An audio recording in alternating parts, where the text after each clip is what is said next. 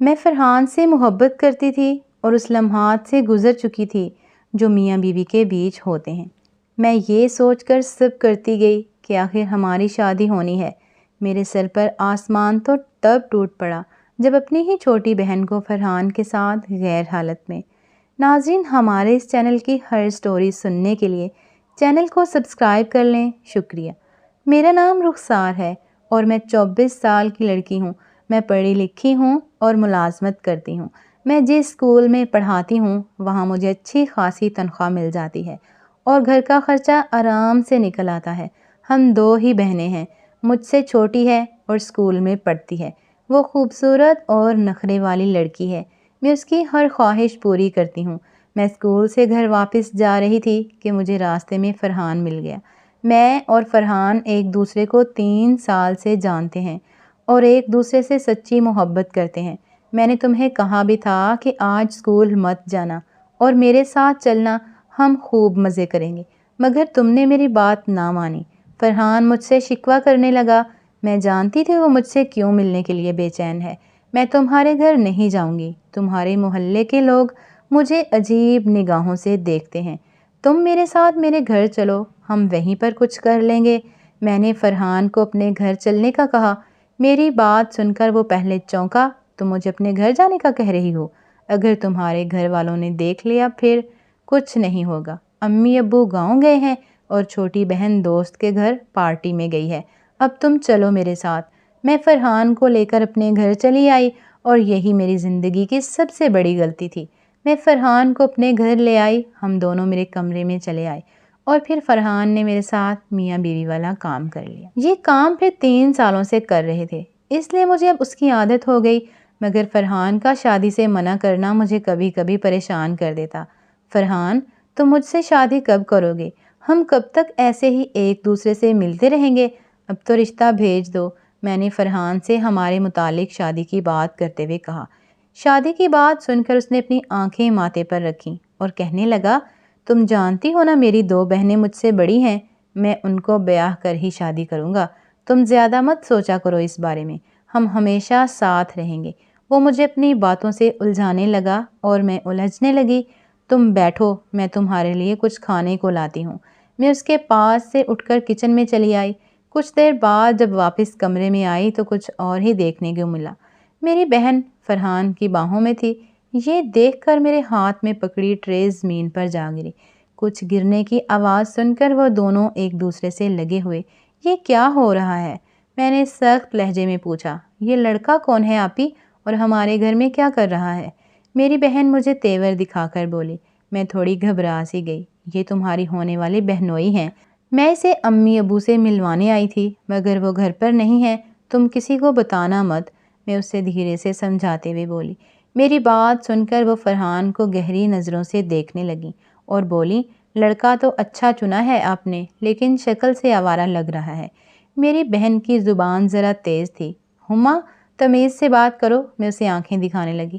فرحان اس کی بات سن کر ہنس پڑا اور کہنے لگا، تمہاری بہن بہت شرارتی ہے۔ ہم دونوں کے درمیان اچھی دوستی ہو گئی۔ وہ ہما کی جانب دیکھ کر بولا، تم یہاں سے جاؤ فرحان، ہم بعد میں بات کریں گے۔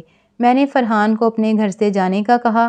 ہاں جا رہا ہوں، لیکن اب میں تم سے ملنے تم سے گھر ہی لایا کروں گا، وہ ہما کو اپنی نظروں کے سامنے رکھتے ہوئے بولا اور پھر نکل گیا۔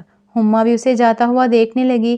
آپی، آپ نے ایک بوائے فرینڈ بھی بنایا ہوا ہے اور مجھے بتایا بھی نہیں، وہ مجھ سے شکوہ کرنے لگی۔ تم عمر میں چھوٹی ہو ہما، اپنی پڑھائی پر دھیان دو اور امی ابو کو کچھ مت بتانا، میں اسے سمجھانے لگی۔ ہاں نہیں بتاؤں گی، مگر مجھے اپنا موبائل دیں، میں نے گیم کھیلنی ہے۔ ہما مجھ سے موبائل چھین کر دوسرے کمرے میں چلی گئی۔ میں گھر کے کام کرنے لگی۔ کچھ دیر بعد جب ہما کے کمرے میں آئی تو دیکھا وہ کال پر کسی سے بات کر رہی ہے، وہ بھی شرما کر۔ کس سے بات کر رہی ہو؟ میں دروازے کے پاس کھڑی ہو کر بولی۔ وہ میں اپنی دوست سے بات کر رہی ہوں، وہ موبائل کو اپنے دوپٹے کے پیچھے چھپاتے ہوئے بولی۔ مجھے موبائل واپس کر دو، میں نے فرحان سے بات کرنی ہے۔ کچھ دیر بعد لے جانا آپی، میں ابھی بات کر رہی ہوں۔ اس نے مجھے موبائل دینے سے انکار کر دیا۔ مجھے لگا وہ اپنے کسی دوست سے بات کر رہی ہوگی۔ میں نے زیادہ دھیان نہیں دیا اس پر اور اپنے کمرے میں آ کر سو گئی۔ میں سارا دن اسکول میں بچوں کو پڑھا کر تھک جاتی اور اس کے بعد فرحان کے ساتھ وقت گزار کر میں مزید تھکنے لگتی۔ 2 گھنٹے بعد جب میں اٹھی تو دیکھا میری بہن گھر پر نہیں ہے۔ مجھے پریشانی ہونے لگی کیونکہ اندھیرا ہو گیا تھا اور باہر کے حالات بھی اچھے نہیں تھے۔ میں اسے تلاش کرنے گھر سے باہر جانے لگی۔ وہ اسی وقت گھر میں داخل ہوئی۔ کہاں گئی تھی تم؟ میں نے غصے سے پوچھا۔ وہ مجھے بھوک لگ رہی تھی، کچھ کھانے کے لیے لینے گئی تھی۔ وہ مجھے اپنے ہاتھ دکھاتے ہوئے بولی۔ اس کے ہاتھ کھانے کی چیزوں سے بھرے ہوئے تھے۔ وہ مجھے شاپر دکھا کر اپنے کمرے میں چلی گئی اور دروازہ بند کر لیا۔ مجھے حیرت ہونے لگی کہ ایسا کیوں کر رہی ہے۔ میں اپنے کمرے میں آئی اور فرحان کو کال کرنے لگی۔ اس کا نمبر مجھے دوسری لائن پر مصروف ملا۔ یہ فرحان کس سے کال پر بات کر رہا ہے؟ اتنی دیر میں نے پریشان لہجے میں کہا۔ ساری رات گزر گئی لیکن میری فرحان سے بات نہ ہوئی۔ بار بار اس کا نمبر مجھے دوسری کال پر مصروف ملتا۔ اگلے دن میں اسکول جانے کے لیے تیار ہوئی۔ میری بہن اپنے کمرے میں تھی۔ ہما تم نے کالج نہیں جانا ہے کیا؟ اٹھو، میں نے دروازے پر دستک دیتے ہوئے کہا۔ میرے سر میں درد ہے آپی، میں نہیں جاؤں گی آج کالج، میری بہن نے کہا۔ میں نے اس کی آواز پر کوئی خاص دھیان نہیں دیا اور اسکول چلی آئی۔ اسکول کی ہیڈ ماسٹر مجھے بہت پسند کرتی۔ وہ کئی بار مجھے اپنے بیٹے سے بیاہ کرنے کا کہہ چکی تھی مگر میں ہی انکار کر دیتی کیونکہ میں فرحان سے محبت کرتی تھی اور ہیڈ ماسٹر کا بیٹا طلاق یافتہ 2 بچوں کا باپ تھا۔ میں آفس میں بیٹھی کچھ کام کر رہی تھی کہ ہیڈ ماسٹر پھر سے مجھے بیاہ کرنے کا کہنے لگا۔ اس سے جان چھڑوانے کے لیے میں نے سوچنے کی مہلت مانگ لی۔ چھٹی وقت میں گھر واپس آ رہی تھی کہ میری نظر فرحان پر پڑی۔ اس نے بائک پر کسی لڑکی کو بٹھا رکھا تھا۔ میں نے جب غور سے دیکھا تو وہ میری بہن ہما تھی۔ ان دونوں کے ایک دوسرے کے اتنا قریب دیکھ کر میرے ہوش اڑنے لگے۔ وہ دونوں مجھے مل کر دھوکہ دے رہے تھے۔ میں وہیں سڑک پر رو پڑی۔ شام کے وقت بھی ہما اپنے کمرے میں بند تھی اور فرحان بھی مجھ سے بات نہیں کر رہا تھا۔ میں سمجھ گئی تھی کہ وہ دونوں ایک دوسرے کے ساتھ مصروف ہیں۔ مجھے بہت رونا آنے لگا۔ میں نے فرحان کے لیے اپنی زندگی خراب کر دی اور وہ مجھے چھوڑ کر اب میری ہی بہن کے ساتھ لگا ہوا ہے۔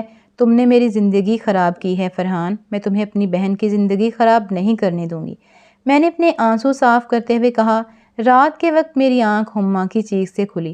میں فوراً نیند سے جاگی اور اس کے کمرے میں آئی۔ دروازہ اندر سے بند تھا۔ ہما دروازہ کھولو ورنہ محلے والوں کو اکٹھا کر لوں گی۔ میں جانتی تھی کمرے کے اندر فرحان ہے۔ کچھ دیر بعد ہما نے دروازہ کھولا۔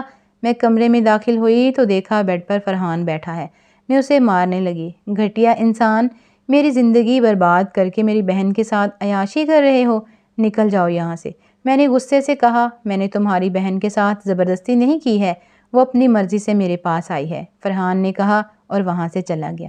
ہما کہ تم نے کیا کر دیا ہے، کچھ تو خیال کرتی، میں بستر کی گندی حالت دیکھ کر بولی۔ ہما میرے گلے لگ کر رو پڑی۔ یہ سب میری وجہ سے ہوا تھا۔ نہ میں فرحان کو گھر بلاتی، نہ ہما اس سے ملتی اور نہ ہی وہ اسے اپنے جال میں پھنساتا۔ میں نے فرحان سے رابطہ چھوڑ دیا۔ میں جان گئی تھی کہ وہ مجھ سے شادی نہیں کرے گا۔